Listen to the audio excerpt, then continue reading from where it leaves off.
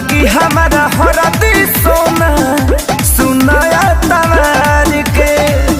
काहे गाला घोटे लोती बना अपना प्यार के।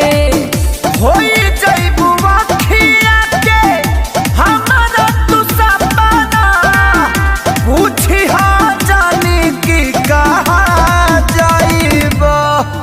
हरे आज भर कोरा में सुता रही मोर